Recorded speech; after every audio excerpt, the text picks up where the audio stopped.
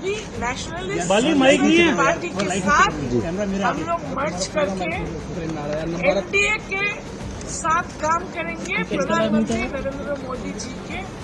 ಪಶ್ಚಿಮ ಬಂಗಾಳದಲ್ಲಿ ಮಮತಾ ಬ್ಯಾನರ್ಜಿ ನೇತೃತ್ವದ ತೃಣಮೂಲ ಕಾಂಗ್ರೆಸ್ ಒಳಗಡೆ ಕುದೀತಾ ಇದ್ದ ಬಂಡಾಯ ಈಗ ಇನ್ನೊಂದು ಹಂತಕ್ಕೆ ಬಂದಿದೆ. ಜೊತೆಗೆ ಇದು ಫೈನಲ್ ಘಟ್ಟ ಅಂತಾನೆ ಹೇಳಲಾಗ್ತಾ ಇದೆ. ಪಕ್ಷದ 20 ಬಂಡಾಯ ಸಂಸದರು ತಮ್ಮ ಬಣವನ್ನ ತ್ರಿಪುರಾದ ಚಿಕ್ಕ ಪಕ್ಷವಾದ ಭಾರತೀಯ ರಾಷ್ಟ್ರವಾದಿ ನಾಗರಿಕ ಪಕ್ಷ ಅಂದರೆ NCPI ಜೊತೆ ವಿಲೀನ ಮಾಡುವುದಕ್ಕೆ ನಿರ್ಧಾರ ಮಾಡಿದೆ. ಹಾಗೆ ನರೇಂದ್ರ ಮೋದಿ ನೇತೃತ್ವದ ರಾಷ್ಟ್ರೀಯ ಪ್ರಜಾಸತ್ತಾತ್ಮಕ ಒಕ್ಕೂಟಕ್ಕೆ ಅಂದರೆ NDAಗೆ ಬೆಂಬಲ ಕೊಡೋದಕ್ಕೆ ಹೇಳ್ಕೊಂಡಿದ್ದಾರೆ. ಈ ಸಂಬಂಧವಾಗಿ ಲೋಕಸಭಾ ಸ್ಪೀಕರ್ ಓಂ ಬಿರ್ಲಾ ಅವರನ್ನ ಭಾನುವಾರ ಸಂಜೆ ಭೇಟಿ ಮಾಡಿ ಮನವಿ ಮಾಡಿಕೊಂಡು ಲೋಕಸಭೆಯಲ್ಲಿ ಪ್ರತ್ಯೇಕ ಆಸನಕ್ಕೆ ಮನವಿ ಮಾಡಿಕೊಂಡಿದ್ದಾರೆ. ಇದರೊಂದಿಗೆ ಮಮತಾ ಪಕ್ಷ 2 ಹೋಳಾಗೋದು ಬಹುತೇಕ ಕನ್ಫರ್ಮ್.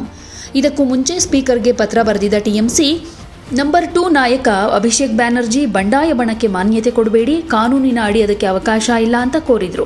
ಈ ಸಂಬಂಧ ದೀದಿ ಬಣದ ಸಂಸದೆ ಸಾಗರಿಕಾ ಘೋಷ್ ಸ್ಪೀಕರ್ ಅವರನ್ನ ಭೇಟಿಯಾಗಿದ್ರು. ಆದರೆ ಅಭಿಷೇಕ್ಗೆ ಕಾನೂನಾತ್ಮಕವಾಗಿಯೇ ಉತ್ತರ ಕೊಡುವ ಉದ್ದೇಶದಿಂದ ಈ ಬಂಡಾಯದ ಗುಂಪೇನಿದೆ ಇದು ಬರೀ ಗುಂಪಾಗಿ ಗುರುತಿಸಿಕೊಳ್ಳದೆ ಅನ್ಯ ಪಕ್ಷವೊಂದರಲ್ಲಿ ವಿಲೀನ ಆಗುವುದಾಗಿ ಘೋಷಿಸಿದೆ. ಇದರ ಬಗ್ಗೆ ಸುದ್ದಿಗಾರರ ಜೊತೆ ಮಾತನಾಡಿದ ಬಂಡಾಯ ನಾಯಕಿ ಕಾಕೋಲಿ ಘೋಷ್, NCPIನಲ್ಲಿ ವಿಲೀನವಾಗಿ ನಮ್ಮ ಪಕ್ಷ ಮೋದಿ ನೇತೃತ್ವದ NDAಗೆ ಬೆಂಬಲ ಕೊಡುತ್ತೆ. TMCಯ 29 ಸಂಸದರ ಪೈಕಿ 20 ಸಂಸದರು ನಮ್ಮ ಬಣದಲ್ಲಿದ್ದು 3/2 ಬಹುಮತ ಹೊಂದಿದ್ದೀವಿ. ಕಾನೂನು ಪ್ರಕಾರ ಪ್ರತ್ಯೇಕ ಮಾನ್ಯತೆ ಪಡೆಯುವುದಕ್ಕೆ ನಾವು ಅರ್ಹ ಅಂತ ಹೇಳಿದ್ದಾರೆ. ಆದರೆ ಇದಕ್ಕೆ ಮಮತಾ ಬಣದ ನಾಯಕ ಮದನ್ ಮಿತ್ರ ತಿರುಗೇಟು ಕೊಟ್ಟಿದ್ದಾರೆ. ಇವರೆಲ್ಲ ದೀದಿಗೆ 2 ಬಗೆದ ದ್ರೋಹಿಗಳು. ಪ್ರತ್ಯೇಕ ಪಕ್ಷದ ಮಾನ್ಯತೆ ಸುಲಭ ಅಲ್ಲ, ಕಾನೂನಾತ್ಮಕವಾಗಿ ಪಕ್ಷ ಹೋರಾಡಬಹುದು ಅಂತ ಕಿಡಿಕಾರಿದ್ದಾರೆ. ಬಂಡಾಯ 20 ಸಂಸದರಲ್ಲಿ ಕಾಕೋಲಿ ಘೋಷ್, ದಸ್ತಿದಾರ್, ಸುದೀಪ್ ಬಂಡೋಪಾಧ್ಯಾಯ, ಶತಾಬ್ದಿ ರಾಯ್, ಸಯಾನಿ ಘೋಷ್, ಮಾಜಿ ಕ್ರಿಕೆಟಿಗ ಯೂಸುಫ್ ಪಠಾಣ್, ಮಾಲಾ ರಾಯ್, ಬಾಪಿ ಹಲ್ದರ್ ಮತ್ತು ಪ್ರಸೂನ್ ಬ್ಯಾನರ್ಜಿ ಪ್ರಮುಖರಲ್ಲಿ ಗುರುತಿಸಿಕೊಂಡಿದ್ದಾರೆ. ಇದಕ್ಕೂ ಮುಂಚೆ ಬಂಡಾಯ ಸಂಸದರು ಬಿಜೆಪಿ ನಾಯಕ ಹಾಗೂ ಕೇಂದ್ರ ಸಚಿವ ಭೂಪೇಂದ್ರ ಯಾದವ್ ಅವರನ್ನ ಭೇಟಿ ಮಾಡಿದ್ರು. ಈ ವೇಳೆ ಬಿಜೆಪಿ ಸಂಸದ ನಿಶಿಕಾಂತ್ ದುಬೆ ಕೂಡ ಇದ್ರು.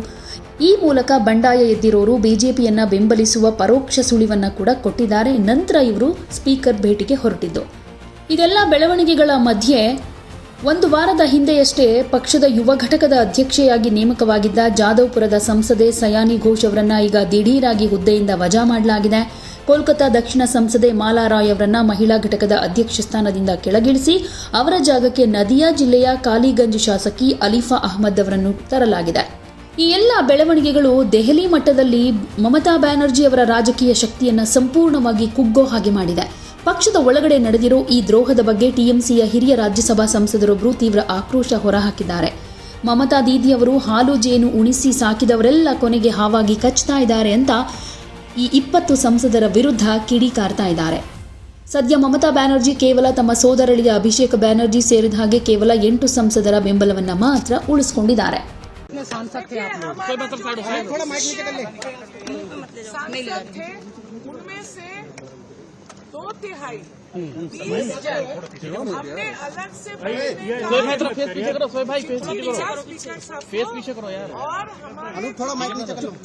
नहीं हो रहा कोई अभी नेशनलिस्ट पार्टी के साथ हम लोग मर्ज करके NDA के साथ काम करेंगे प्रधानमंत्री नरेंद्र मोदी जी के, हमारे अमित शाह जी के नेतृत्व। क्या TMC पर जो क्लेम है वो छोड़ दिया आपने? सिटीजन्स पार्टी, ये पार्टी के साथ हम लोग शामिल हैं। कहाँ की पार्टी है? डाउन करो ना दादा, पॉलिटिकल पार्टी है।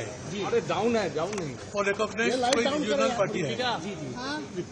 तो वो पार्टी के साथ हम लोग TMC वो दूसरा जो TMC बोल के जब उन्होंने डिमांड करेंगे तब दोनों पार्टी के बीच में कौन असली TMC है वो विषय पर कोर्ट में आप क्लेम करेंगे TMC ಯಾವುದೇ ಸುದ್ದಿಯ ಅಪ್ಡೇಟ್ ಅನ್ನ ಮಿಸ್ ಮಾಡ್ಕೊಳ್ಬಾರ್ದು ಅಂದ್ರೆ ಈಗ್ಲೇ ಒನ್ ಇಂಡಿಯಾವನ್ನ ಸಬ್ಸ್ಕ್ರೈಬ್ ಮಾಡಿ. ನಿಮಗೆ ಬೇಕಾದ ಭಾಷೆಯಲ್ಲಿ ಎಲ್ಲಾ ಸುದ್ದಿ ತಿಳಿಬೇಕು ಅಂದ್ರೆ ಒನ್ ಇಂಡಿಯಾ ಆಪ್ ಅನ್ನ ಡೌನ್ಲೋಡ್ ಮಾಡ್ಕೊಳ್ಳಿ.